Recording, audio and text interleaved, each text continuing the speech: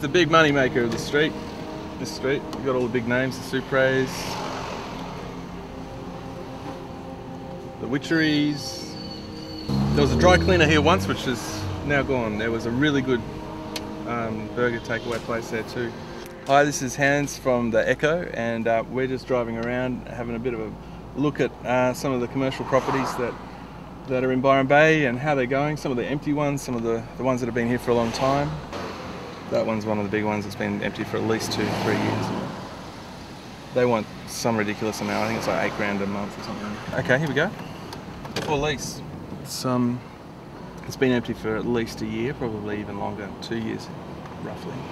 That one's had a hard time filling for any period of time. It seems like people turn up and then last a couple of months. And there was a really good bookstore next to this, where Animal Dreaming is now. The people came on record and said, look, the rents are just too high, we cannot afford to pay the rent, and so they folded. We all want to be in this place, right? So all of these people turn up with their life savings and start a business here, then realise in winter it just completely goes dead.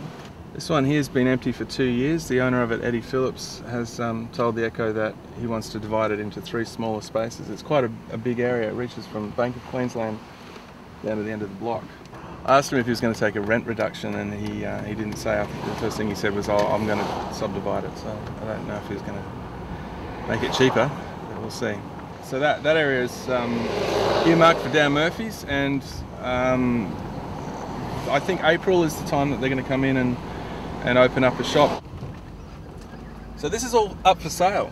Apparently, if you've got 14 million or whatever it is, I don't know exactly, but down in this corner here, they've all shut down about 2 years ago, or 3 years ago now.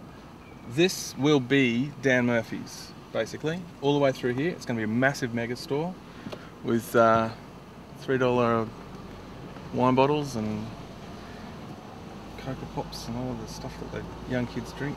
It's purely about money. It's not about social conscience, because a corporation like Woolworths doesn't really have one. I have not seen any evidence of such a thing, because they don't live here, and that's the essential part about it.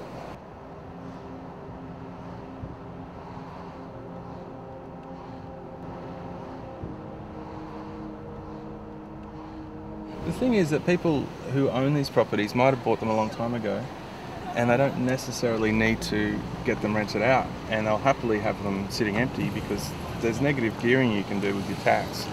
And if you've already made your millions or billions, there's no real incentive to rent out something. You know, tenants can be a pain in the ass, let's face it, some of them are. That's where Byron is presently.